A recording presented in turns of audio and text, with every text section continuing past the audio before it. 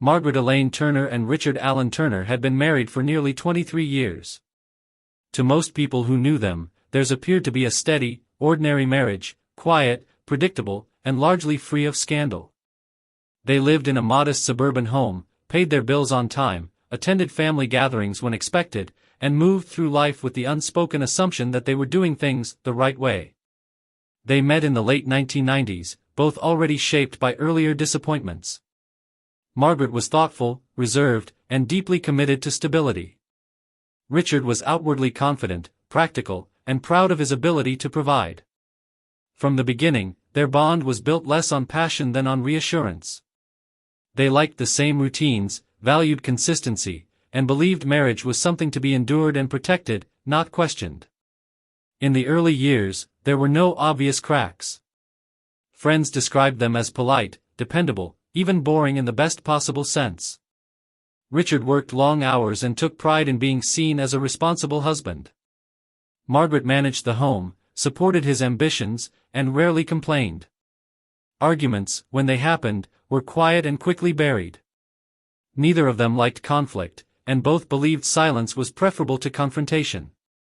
But beneath that calm surface was a shared absence that slowly grew heavier with time. They wanted a child. At first, it was a hope spoken lightly, then a plan, then an expectation. When pregnancy did not come easily, they told themselves there was still time. When miscarriages followed, they avoided talking about them altogether. Margaret carried that grief inward, privately, while Richard treated each loss as an unfortunate detour rather than a wound. As the years passed, the subject of children became more delicate. Margaret's body changed with age, and with it her sense of certainty. Richard, meanwhile, grew increasingly fixated on the idea of legacy. He wanted proof that their marriage had produced something lasting, something visible. To him, fatherhood became tangled with his sense of masculinity and success. He did not speak about this openly, but it colored his expectations and his disappointments. By their 40s, the couple had settled into parallel lives. They shared a house but rarely shared vulnerability. Margaret sensed that Richard was dissatisfied, though he never said so directly. His affection became conditional, expressed more through obligation than warmth. Compliments faded. Touch became infrequent. Margaret, afraid of pushing him further away, responded by trying harder, keeping the house immaculate, anticipating his needs, minimizing her own. Despite everything, she still believed in the marriage. She believed longevity itself meant something, that years invested could not simply dissolve. She told herself that love did not always look romantic, that endurance was its own kind of devotion. Richard, for his part, saw their long marriage as evidence that he had done his duty. He rarely questioned whether Margaret felt fulfilled. In his mind, stability equaled success. When Margaret approached her late 40s, the possibility of motherhood seemed all but gone. Doctors had been cautious, even discouraging. Friends gently suggested acceptance. Margaret tried to make peace with it, though privately she mourned the child she would never hold. Richard's disappointment, however, hardened into something sharper. He did not voice it as anger, but it showed in his impatience, in the way he spoke to her, in the subtle distance he created between them. Then, unexpectedly, everything changed. The pregnancy came late, fragile, and unplanned. At 49, Margaret learned she was carrying a child. What should have been a moment of shared awe instead revealed a quiet divide. Margaret felt fear and hope in equal measure. She understood the risks, the toll it would take on her body, the uncertainty ahead. But she also felt a sense of purpose she had long denied herself. Richard reacted differently. To the outside world, he appeared proud, even excited. He told coworkers he was finally going to be a father. Yet privately, he became rigid and demanding. The pregnancy, in his mind, was not just a miracle, it was an expectation finally fulfilled. He did not ask what it would cost Margaret physically or emotionally. He saw the child as the restoration of something he believed had been missing from his life. As Margaret's body began to change, so did the balance within their marriage. The roles they had quietly accepted for years began to strain.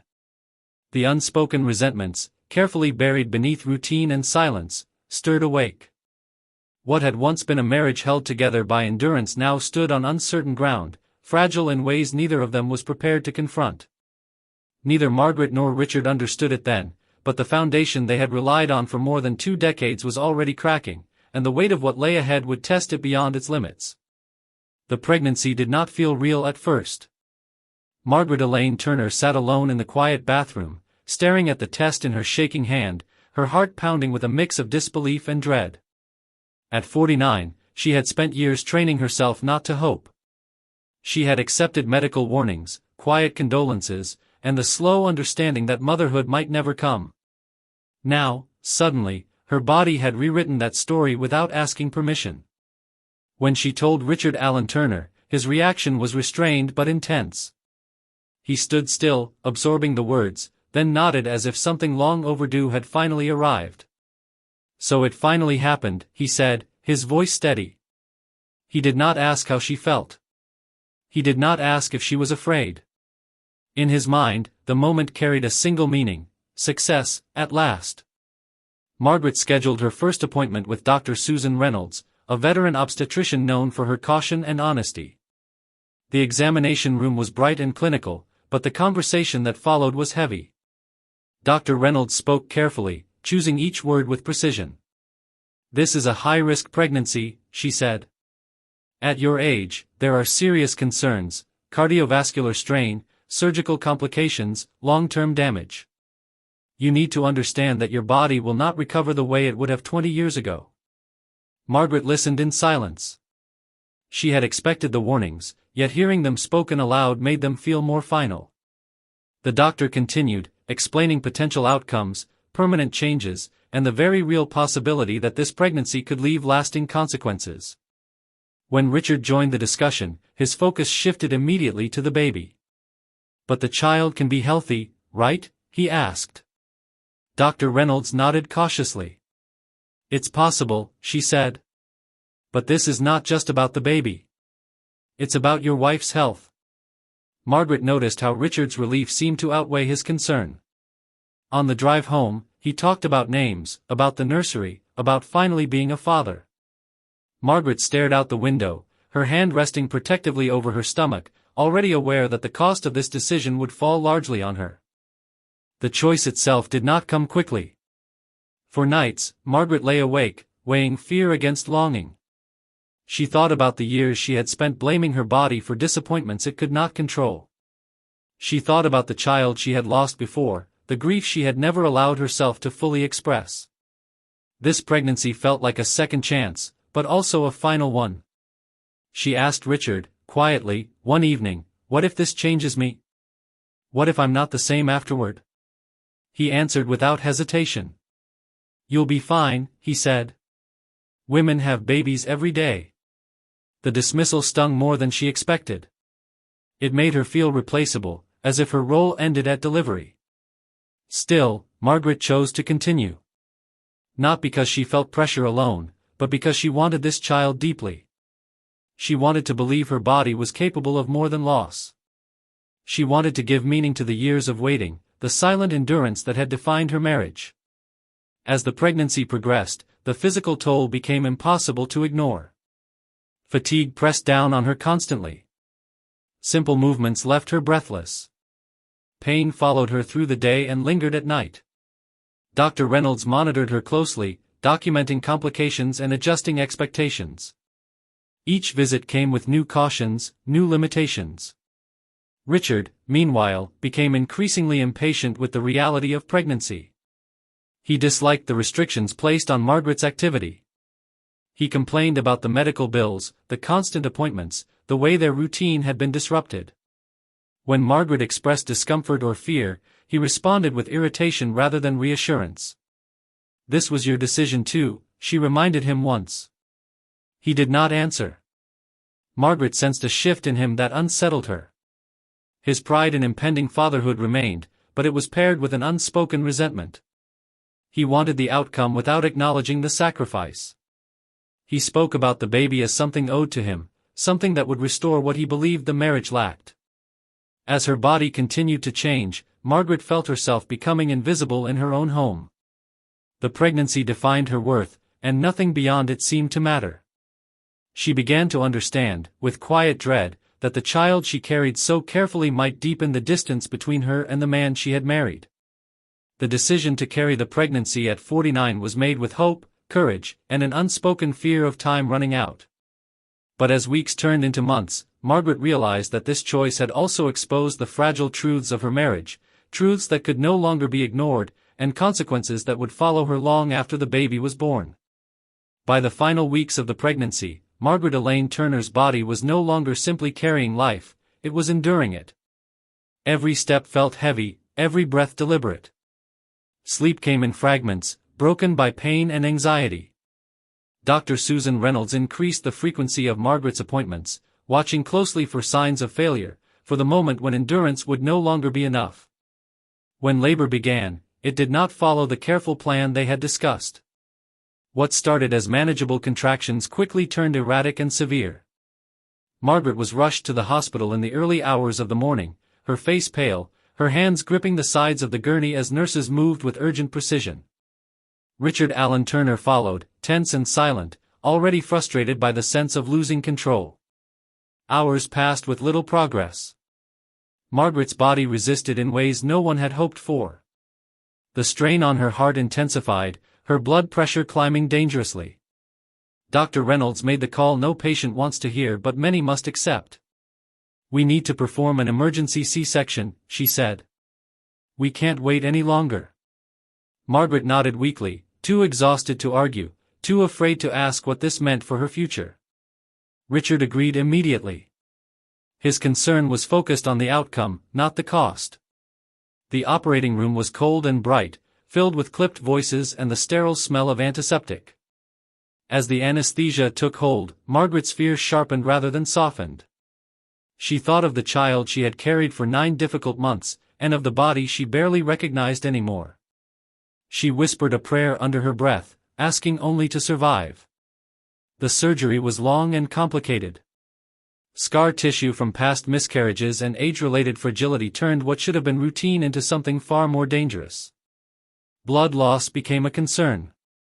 Dr. Reynolds and her team worked carefully, deliberately, knowing that every decision carried lasting consequences. When the baby finally cried, a sharp, piercing sound cut through the tension. A healthy girl. Emily Turner. The room exhaled. Richard smiled for the first time that day, relief flooding his face. For him, the moment marked success. Margaret barely heard the cry. Her consciousness drifted in and out as the surgeons continued their work. The child had arrived, but the damage had already been done. Muscle tears, internal trauma, and surgical complications left her body altered in ways that could not be undone. Recovery was slow and punishing. Margaret woke in the recovery room with a deep, consuming pain that medication only dulled. Movement was agony. Simple tasks, sitting up, breathing deeply, holding her child, required effort she barely had. Dr. Reynolds spoke to her gently, explaining what the surgery had required, what it had changed. "There will be permanent effects," she said. "You need time, and you need support." Richard listened with a tight jaw. He asked about timelines, about when things would return to normal. Dr. Reynolds did not soften her answer. "This is her new normal," she said. The words landed heavily, filling the space with finality. At home, the reality of that new normal settled in quickly. Margaret's body bore scars that went beyond the visible.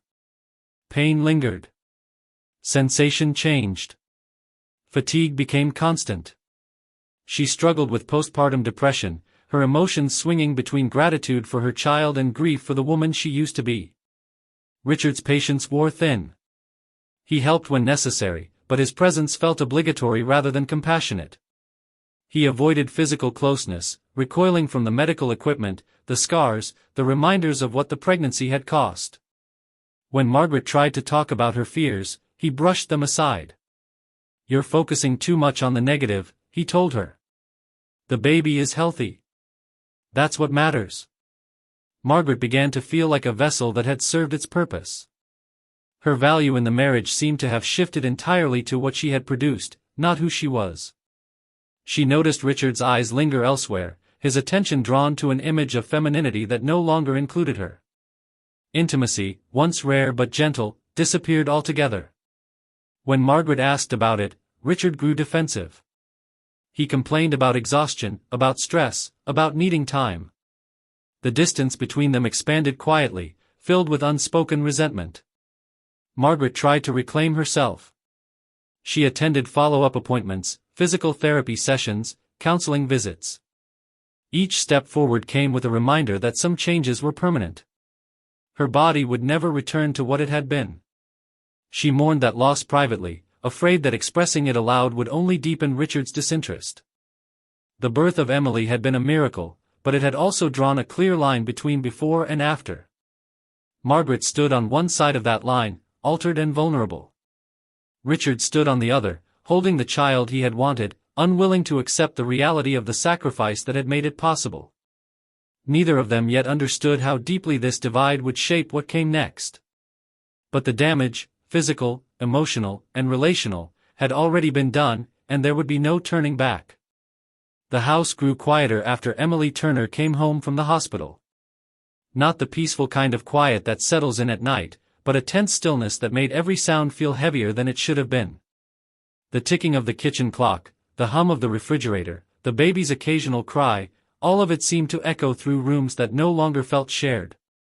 Margaret Elaine Turner noticed the change almost immediately. Richard Allen Turner moved through the house with purpose but without warmth. He did what was necessary, brought groceries, paid bills, held the baby when asked, but there was an emotional distance in everything he did. His touch was brief. His voice clipped. Conversations became functional, reduced to schedules and needs. How long until your next appointment? Did you pick up the formula? She needs to be fed again. There were no questions about how Margaret was feeling. No curiosity about the pain that still gripped her body or the exhaustion that clouded her thoughts. When she tried to explain, Richard listened with visible impatience, as if her words were inconveniences rather than confessions. Margaret spent most days alone with Emily, her body still healing, her emotions raw. She loved her daughter fiercely, but motherhood did not erase the grief she carried. Some nights, when the baby finally slept, Margaret sat in the dark living room and stared at the walls, remembering laughter that once filled the space. She wondered when exactly the house had stopped feeling like a home. Richard began staying out later. He said work was demanding, that deadlines were piling up. Margaret did not argue. She was too tired to challenge explanations she sensed were incomplete. When he did come home, he avoided the bedroom, choosing the couch or the spare room instead. The physical separation mirrored the emotional one, growing more pronounced with each passing week. When Margaret finally asked him about it, her voice trembled despite her effort to stay calm. "Did I do something wrong?" she asked one evening, standing in the doorway while he scrolled through his phone. Richard looked up, annoyance flashing across his face. "This isn't about you doing something wrong," he said. "Things are just different now." Different. The word lingered in the air, vague and unforgiving. Margaret understood what he meant without him saying it aloud. Her body was different. Her energy was different. The version of her he once tolerated no longer existed. She tried harder. She dressed more carefully, even when it hurt. She forced herself through pain to cook meals she knew he liked. She kept the house immaculate, hoping effort might substitute for what she feared she had lost. Richard noticed none of it, or pretended not to. His comments grew sharper, delivered casually, almost thoughtlessly. "You used to take better care of yourself. You're always tired." Other women bounce back faster. Each remark landed quietly but deeply, carving away at what little confidence Margaret had left. There were moments when Margaret thought she saw guilt in him, flashes of awareness that he was being cruel. But those moments passed quickly, replaced by defensiveness. Richard framed his dissatisfaction as honesty, his coldness as frustration he was entitled to feel. Intimacy became a forbidden subject. When Margaret brought it up, Richard reacted with irritation. "You're putting too much pressure on me," he snapped. "I just need time." But time did nothing except widen the gap between them. The house, once a symbol of shared effort and routine, became divided territory. Margaret stayed mostly in the nursery and kitchen. Richard occupied the living room and his phone, his attention fixed elsewhere. Even when they sat in the same room, the silence between them felt deliberate, guarded. Margaret began to feel invisible.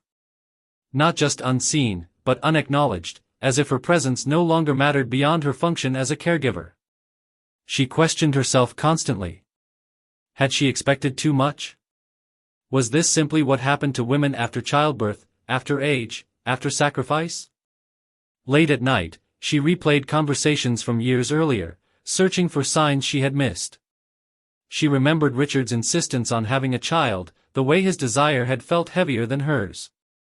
She wondered if, in giving him what he wanted most, she had lost everything else. The coldness inside the house was not explosive or dramatic. It was quiet, steady, and relentless. It seeped into every corner of their lives, eroding connection piece by piece. What had once been a marriage built on endurance now felt like coexistence stripped of affection. Margaret did not yet fear Richard. But she feared what his silence meant, what his resentment was becoming. The distance between them was no longer just emotional, it was dangerous in its quiet, growing weight. And within those walls, where love had once lived, something far darker was beginning to take shape. Richard Allen Turner did not see himself as an angry man. In his own mind, he was patient, restrained, even reasonable. He told himself that what he felt was disappointment, not rage. Frustration, not cruelty. Yet beneath that carefully maintained self-image, something darker was steadily growing, fed by resentment he refused to acknowledge. He began to feel trapped inside a life that no longer reflected the version of himself he believed he deserved.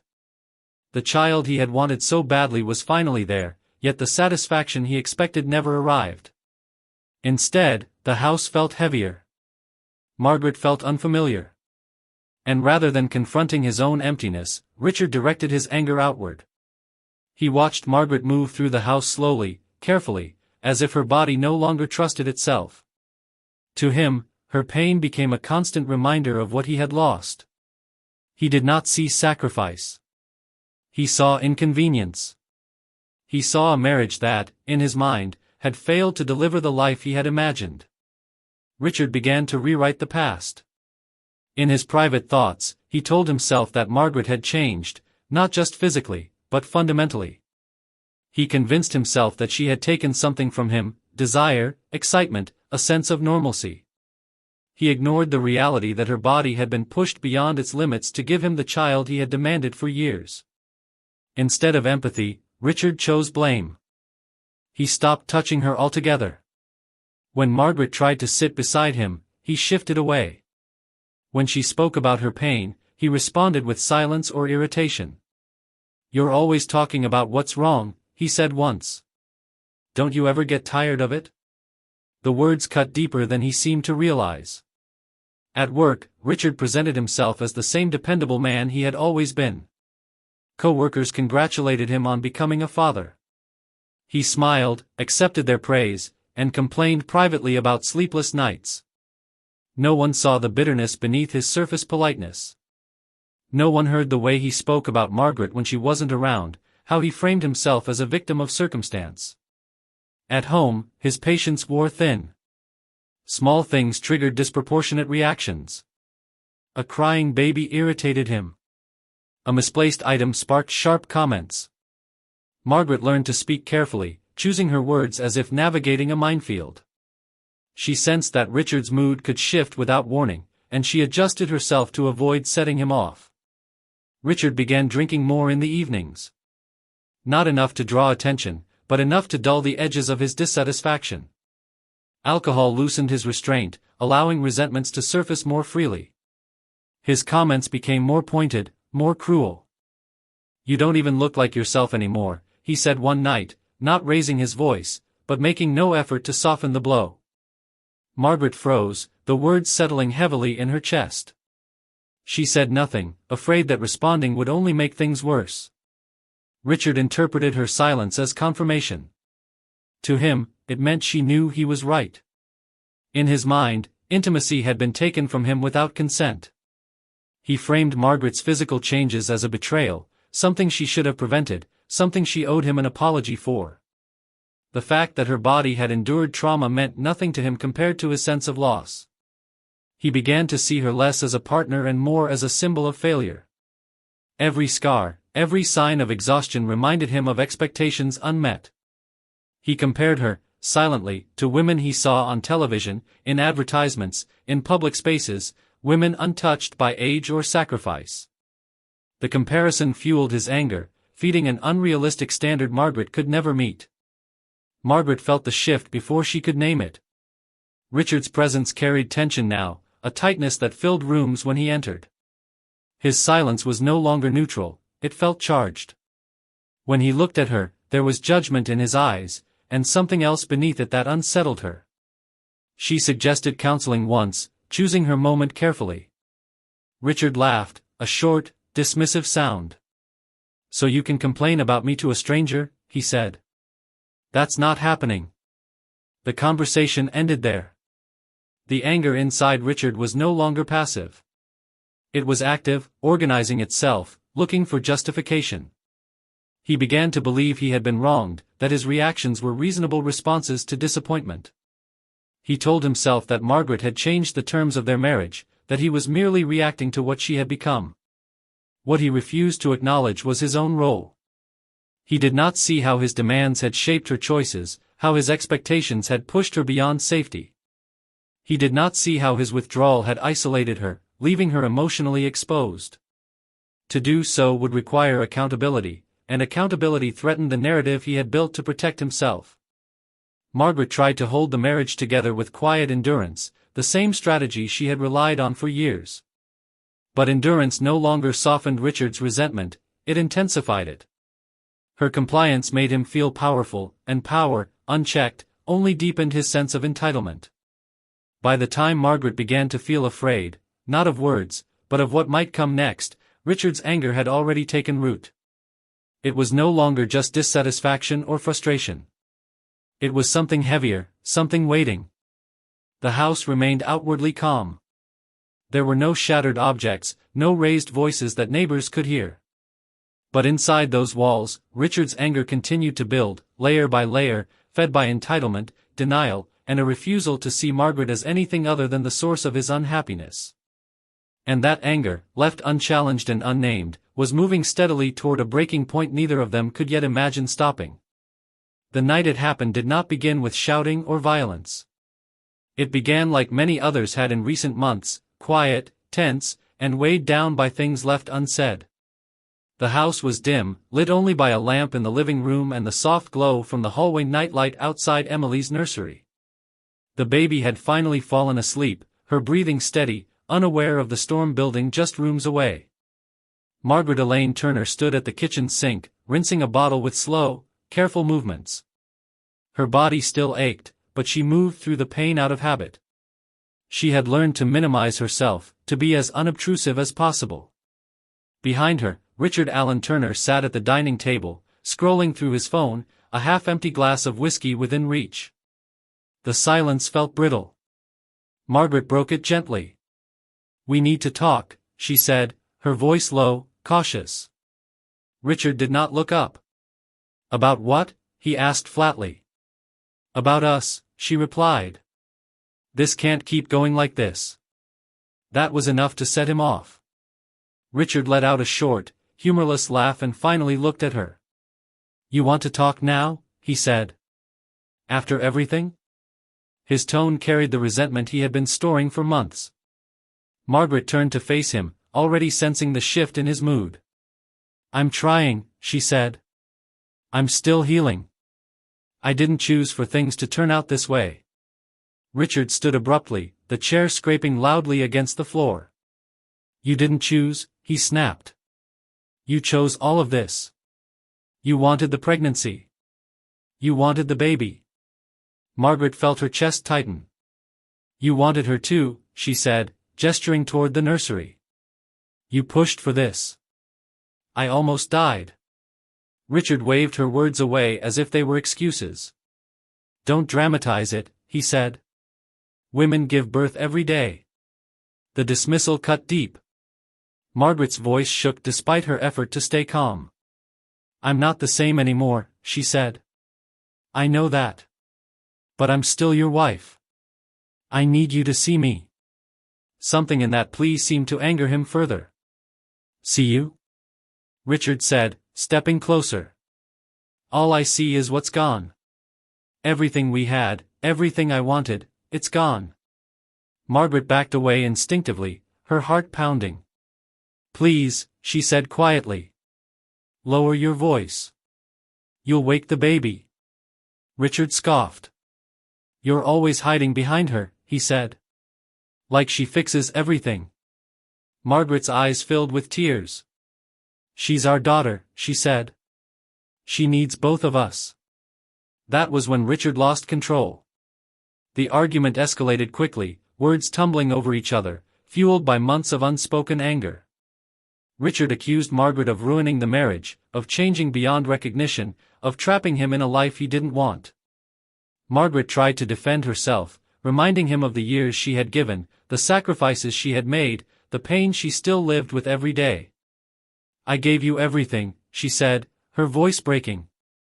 "My body, my health, everything." Richard's face hardened. "And look at you now," he said coldly.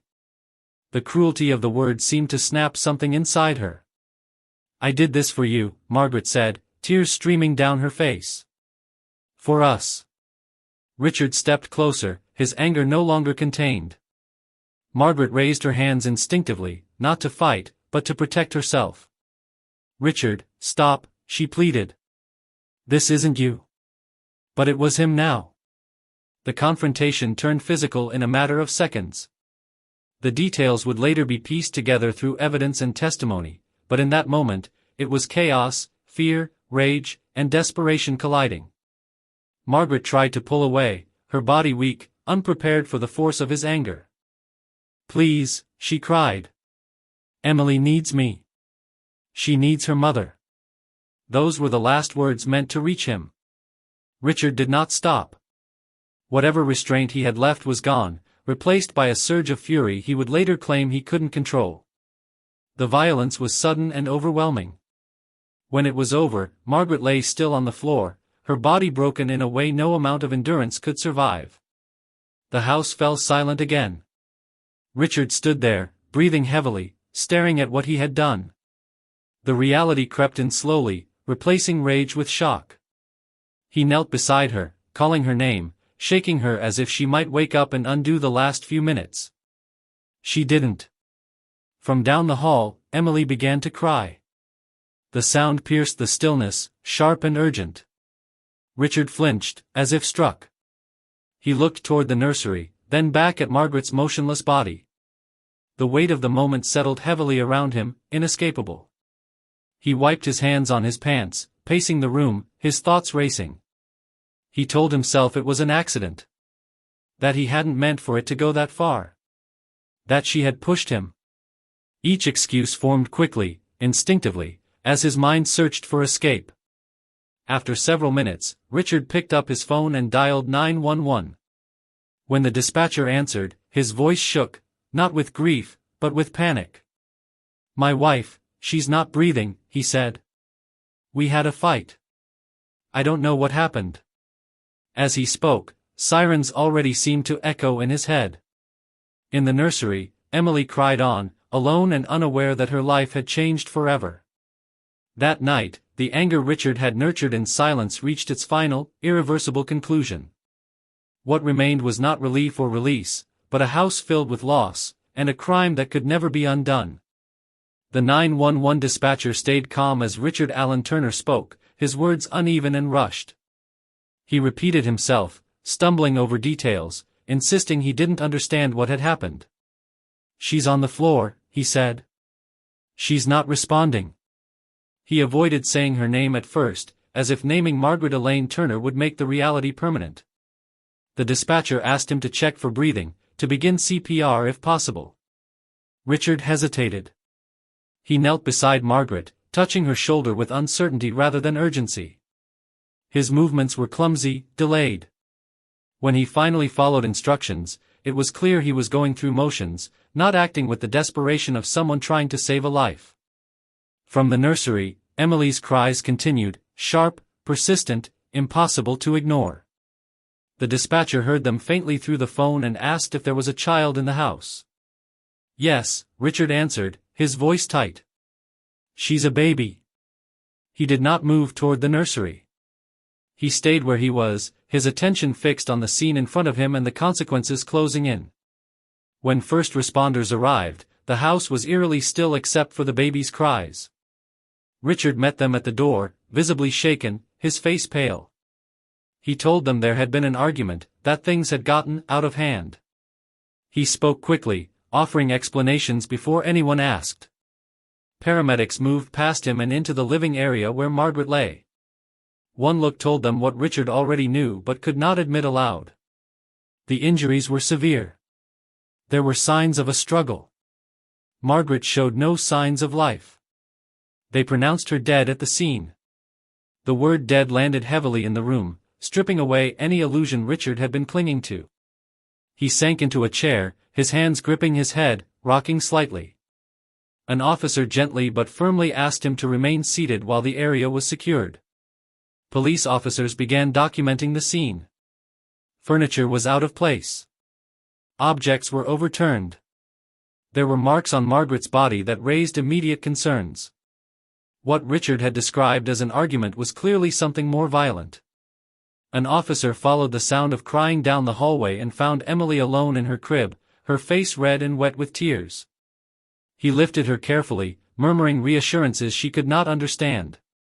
The contrast between the innocence of the child and the violence just feet away was stark, unsettling. Neighbors had begun to gather outside, drawn by flashing lights and the quiet intensity of the response.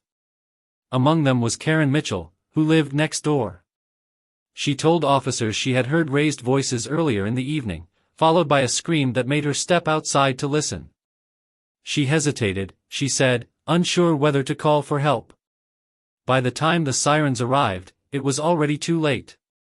Inside, Richard's story shifted subtly with each retelling. He said Margaret had been emotional. Then he said she had yelled. Then he said she had pushed him. Officers noted the inconsistencies, the way his explanations seemed designed to soften his responsibility rather than clarify events. A detective asked Richard when the argument started. Richard glanced toward the nursery, then back at the floor. I don't know, he said. It just escalated. The vagueness stood out. So did his focus on himself, his stress, his confusion, his shock, rather than on Margaret.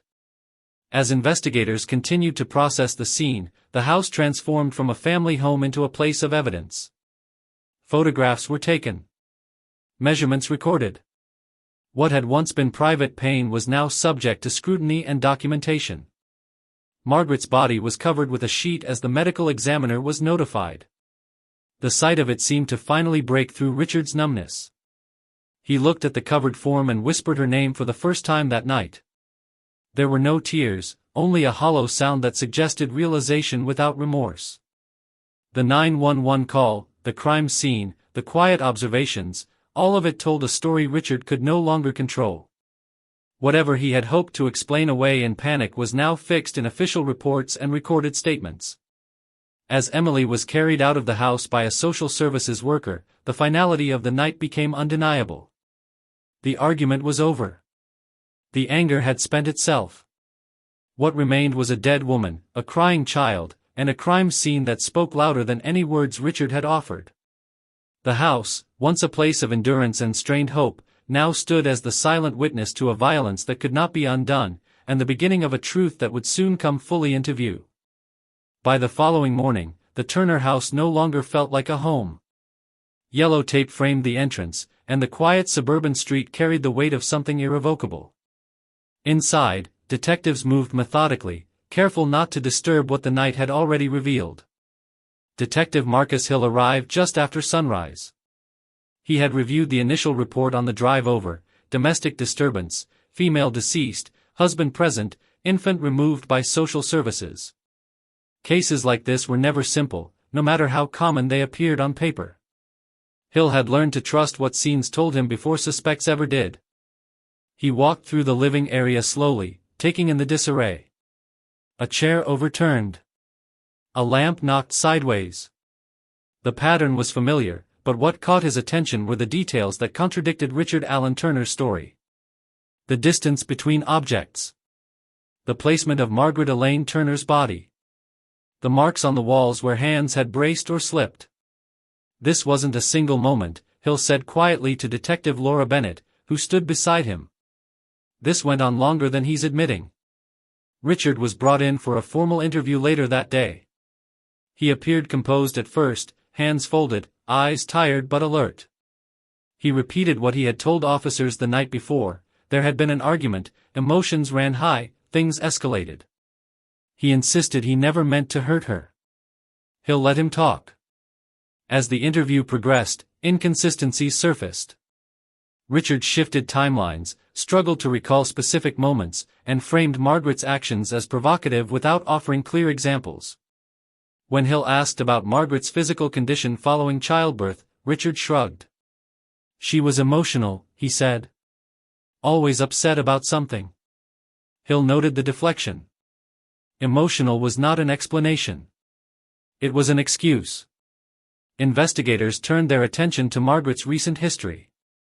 Medical records confirmed a difficult pregnancy and traumatic delivery.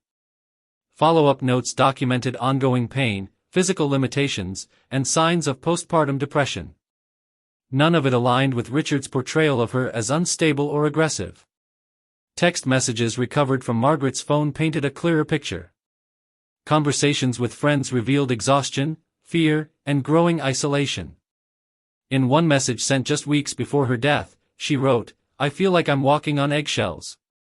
I don't know who he is anymore." Hill read that line twice. Neighbors were interviewed next.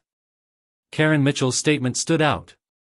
She described hearing raised voices that night, followed by a scream that sounded terrified, not angry. She recalled considering whether to call the police, then convincing herself it was a private matter. Her voice shook as she spoke, the regret evident. "I wish I had called," she said. "I didn't know it would end like this." The physical evidence continued to contradict Richard's claims. Bruising patterns suggested defensive injuries. Marks on Margaret's arms indicated restraint, not mutual aggression. The medical examiner's preliminary findings confirmed that the violence had not been accidental or momentary. Richard's demeanor changed as the investigation progressed. His initial calm gave way to irritation. He complained about being misunderstood, about losing his daughter, about how quickly everyone seemed to judge him. What he did not talk about, what he avoided entirely, was Margaret herself. Hill noticed that absence. When asked what Margaret had said during their final argument, Richard paused. "She was accusing me," he said finally. "Saying I didn't care. That I wasn't there for her." His tone suggested annoyance rather than grief. "And did you?" Hill asked. Richard looked away. "I did my best." Search warrants were issued for digital devices. Internet searches revealed late-night browsing tied to resentment and dissatisfaction, content that reinforced distorted ideas about entitlement and blame. There was no single incriminating search, but together they formed a pattern of fixation and justification. Meanwhile, Emily remained in protective care. Social workers documented the conditions of the home, the emotional climate, the risks involved. The presence of the infant weighed heavily on the investigators. This was not just a homicide, it was the destruction of a family at its most vulnerable point. As days passed, Richard's story hardened. He stopped offering details and began deflecting responsibility entirely. His attorney advised him to remain silent. By then, it hardly mattered. The evidence spoke clearly. Detective Hill stood in the interrogation room one final time, looking across the table at Richard. "Anger doesn't appear out of nowhere," he said evenly. "It builds. And when it's ignored, people get hurt." Richard said nothing. The investigation moved forward with quiet certainty. Charges were prepared. Reports finalized. Margaret's life, her choices, her sacrifices, her final moments, were documented in black and white, reduced to facts and timelines that could never capture her full humanity. But the truth was undeniable. This was not a tragic accident born of confusion. It was the result of sustained resentment, unchecked anger, and a refusal to see another human being as anything other than an obstacle. As prosecutors began assembling their case, Detective Hill reflected on the pattern he had seen too many times before. The signs were there long before the violence. The silence. The entitlement. The belief that loss justified cruelty. For Margaret Elaine Turner, the investigation came too late to save her. But it would ensure that what happened inside that quiet house would not be minimized, excused, or forgotten. The anger that had ended her life was now exposed, and it would soon face judgment in a courtroom where excuses carried far less weight than the truth. The autopsy of Margaret Elaine Turner was performed 2 days after her death, in a quiet, sterile room far removed from the home where her life had ended. By then, the shock of the crime scene had given way to something colder and more precise. This was where speculation stopped and facts began. Dr. Alan Cooper, the county medical examiner, approached the examination with the seriousness the case demanded. He had reviewed Margaret's medical history before the procedure, her high-risk pregnancy, the traumatic cesarean delivery, the documented complications that followed. These details mattered. They provided context, but they did not explain what the autopsy would soon confirm. Margaret's body bore clear signs of a violent struggle. Bruising was present on her arms and wrists, consistent with defensive injuries. There were marks indicating restraint, not accidental contact. Dr. Cooper noted them carefully, measuring, photographing, documenting each one with methodical precision. The cause of death was determined to be blunt force trauma combined with asphyxiation. The injuries were not consistent with a fall or an isolated moment of contact. They reflected sustained force applied during a confrontation that escalated beyond control. Dr. Cooper's findings directly contradicted Richard Allen Turner's claim that the situation had spiraled suddenly and unintentionally. Internally, the examination revealed further evidence of the toll Margaret's body had endured. Her recent surgery had left her vulnerable. The trauma inflicted during the assault exploited those vulnerabilities, overwhelming a body already in recovery. Dr. Cooper noted that the injuries would have been survivable under different circumstances, but in this case, the combination proved fatal. Time of death was estimated to align closely with the 911 call. There was no indication of a prolonged delay in seeking help, but the damage had already been done. The injuries were severe enough that intervention would not have changed the outcome. One detail stood out to Dr. Cooper as particularly significant: the absence of injuries on Richard that would support a claim of mutual violence. Margaret had fought to protect herself. Richard had not. The autopsy report painted a clear picture. This was not an accident. It was not the result of a single mistake. It was the culmination of force applied repeatedly and intentionally, during a moment when Margaret was physically unable to defend herself effectively. When Detective Marcus Hill reviewed the report, he felt a familiar heaviness settle in. Autopsy findings often confirmed what investigators already suspected, but seeing it documented in clinical language carried its own weight. The report stripped away any remaining ambiguity. Margaret had died because someone close to her had chosen violence. The report also included a brief note on Margaret's overall condition. Dr. Cooper acknowledged the strain her body had been under, the way pregnancy and surgery had left her compromised. That context mattered, not to excuse what happened, but to underscore the imbalance of power during the assault. For the prosecution, the autopsy became a cornerstone. It established intent, force, and causation. For Margaret's family, it was something else entirely: a final, painful accounting of how she died and why.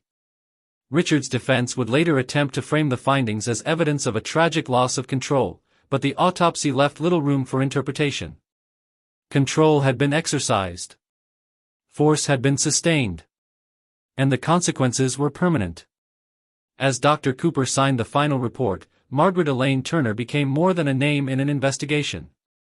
She became a record of truth, one that would follow this case into the courtroom, speaking for her when she no longer could.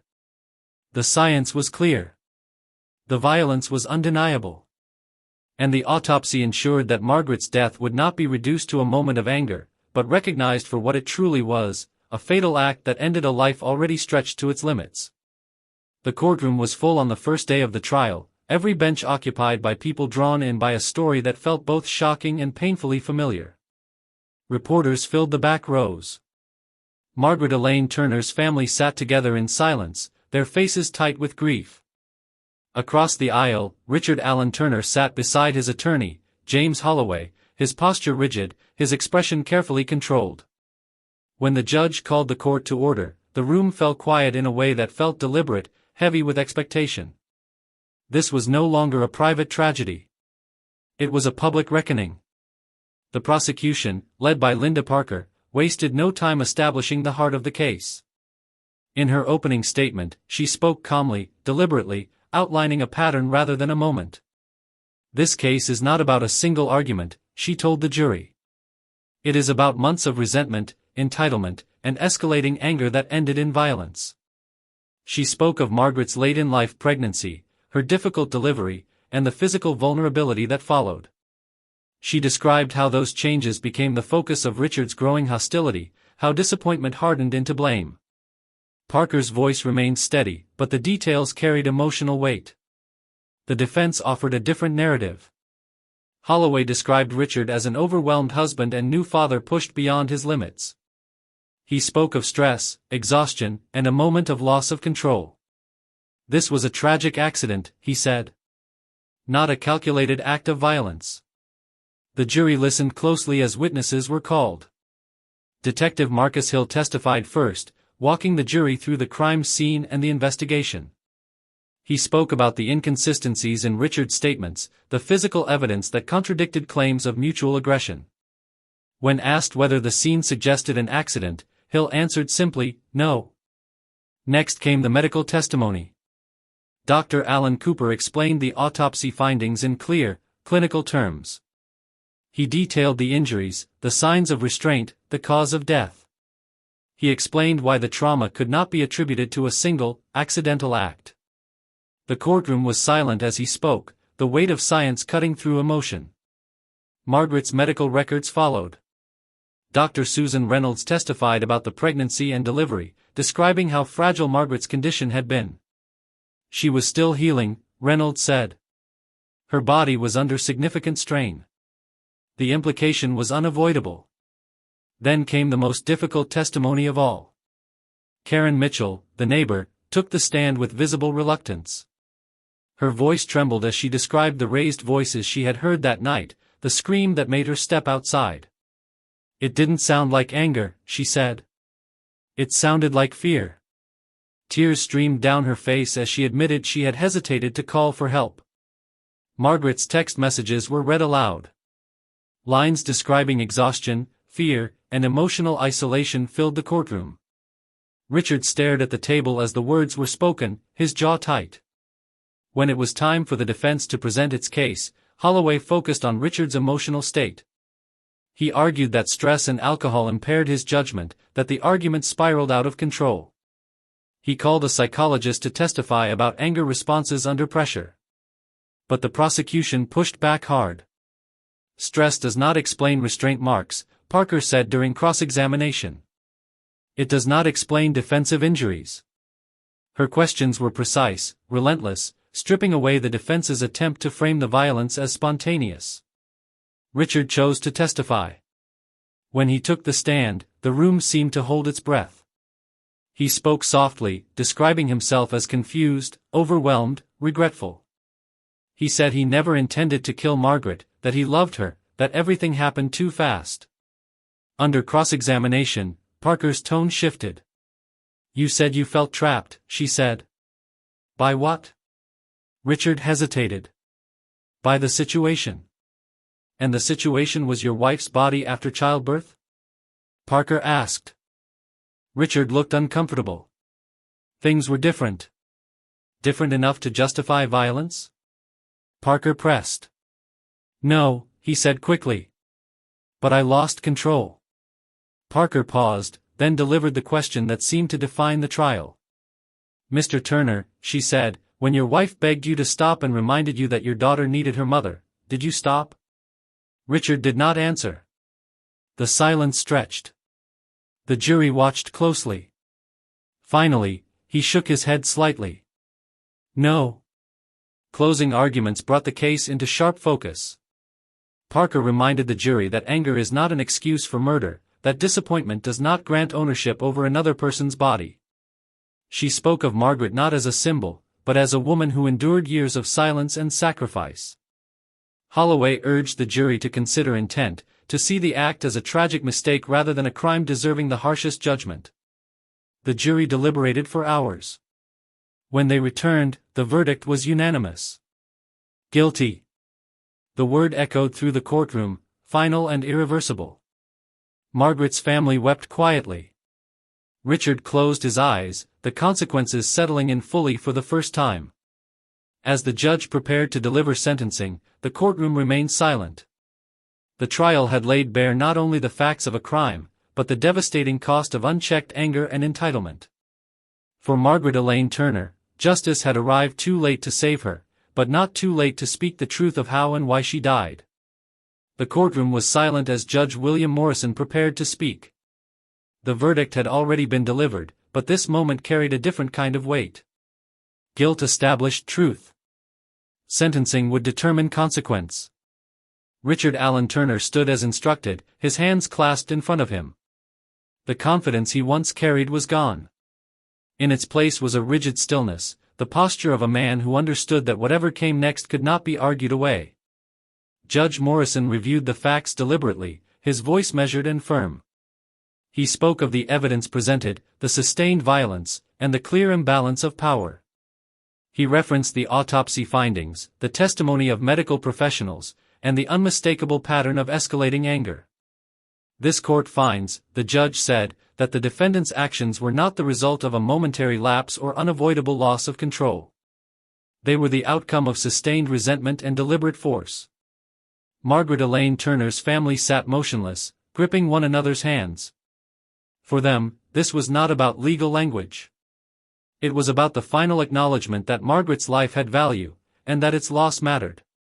Before sentencing was announced, the court allowed victim impact statements.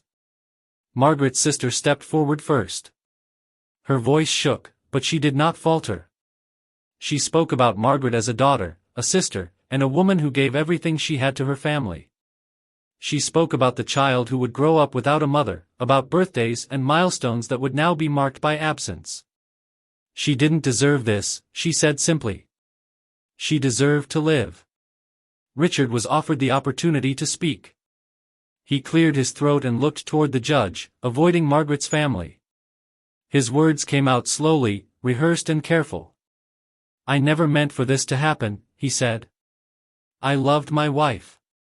I wish I could take it back." The statement landed flat. There was no explanation of his actions, no acknowledgement of the fear Margaret had felt, no mention of the plea she made in her final moments. Regret was present, but accountability remained absent.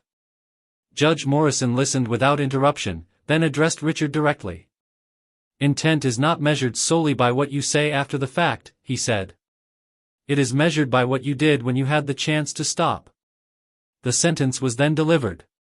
Richard Allen Turner was sentenced to a lengthy term of imprisonment, one that would remove him from society for decades. The judge emphasized that the sentence reflected both the severity of the crime and the need for accountability.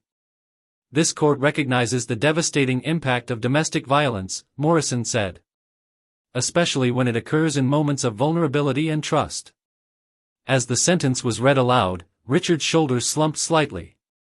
There was no outburst, no visible reaction, only the quiet realization that the life he once controlled was now defined by confinement. Margaret's family wept openly. For them, the sentence was not closure. It was acknowledgement. It was the law stating, clearly and without hesitation, that what happened to Margaret was wrong, and that it would not be minimized. As deputies moved to take Richard into custody, he glanced briefly toward the gallery. His eyes did not meet those of Margaret's family. Instead, they drifted downward, fixed on the floor. The courtroom slowly emptied, leaving behind the echo of a judgment that could never restore what had been lost. Justice, in its limited human form, had been served. But Margaret Elaine Turner's absence remained, felt most sharply by the child who would never know her voice, and by a family left to carry forward without her. After the courtroom emptied and the sentence was carried out, the consequences of Margaret Elaine Turner's death continued to unfold quietly, far from cameras and legal arguments.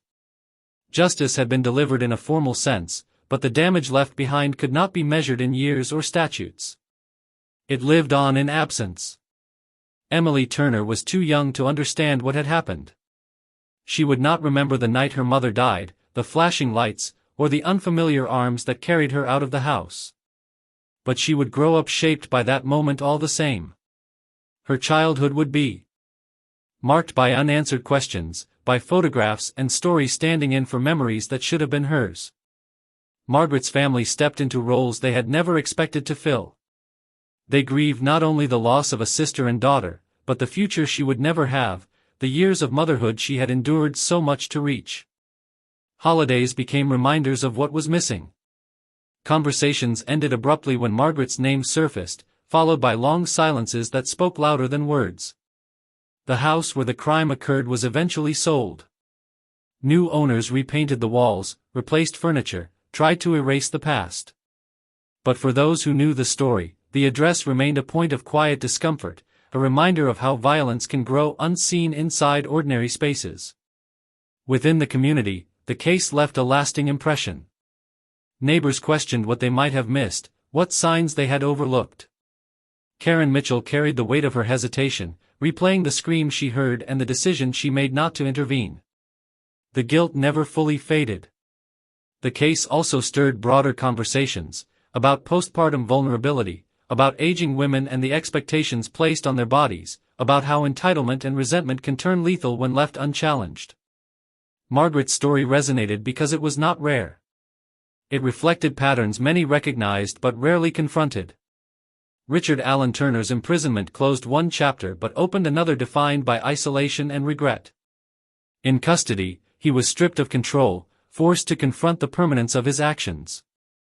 Whether he fully accepted responsibility was something only he would ever know. What mattered was that his anger had ended a life, and no amount of reflection could undo that truth. Margaret's legacy did not live on in court records or headlines. It lived in the quiet strength she showed for decades, in the sacrifices she made without recognition, and in the child she brought into the world at great personal cost.